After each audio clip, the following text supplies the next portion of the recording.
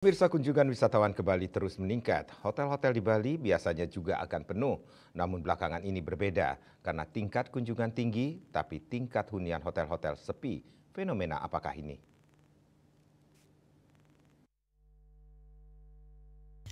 Putu Anom, akademisi dari Fakultas Pariwisata UNUD mengatakan, kunjungan turis asing ke Bali tahun 2024 kemarin mencapai 6,4 juta.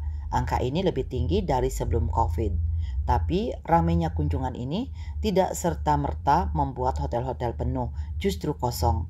Lalu, di mana mereka menginap? Setelah ditelusuri oleh berbagai pihak, wisatawan tersebut banyak yang menginap di villa-villa bodong yang tidak berizin. Mereka ini dihandle sesama wisatawan, di mana turis ini sebelumnya mengontrak villa tanpa mengurus izin dan memasarkannya ke luar negeri. Kondisi inilah yang ditengarai menjadi penyebab turunnya tingkat hunian hotel-hotel di Bali, padahal tamu begitu banyak.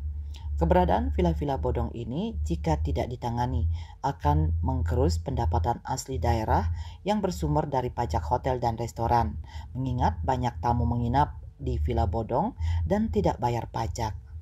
Pemerintah daerah semestinya harus proaktif melakukan pendataan dan penegakan hukum. Di sini tidak bisa hanya pemerintah daerah saja. Pemerintah daerah memang tugasnya memangnya misalnya Satpol PP, ya Dinas Pariwisata, kabupaten kota, dan dia yang kepentingan ini economic loss, dia pajaknya hilang. Betul, betul. Mereka yang harus leading sektornya. Dia leading sektornya, dia harus bergerak itu. Kalau itu tidak ada pajak hotel dan restoran, nanti di mana PAD-nya Pemda nanti. Ya. Harus tegas berarti ini, Prof. Tegas itu. Kemudian ini juga harus membantu para pengusaha kita ya, pengusaha kita, karena mereka juga dirugikan, ya enggak? Iya betul, betul. Ya, mereka dirugikan karena tidak mendapat wisatawan yang menginap di usahanya. Nah, termasuk juga kepedulian, kita harapkan awareness, kepedulian daripada masyarakat kita di desa, karena banyak sekali villa-villa di desa sekarang ya.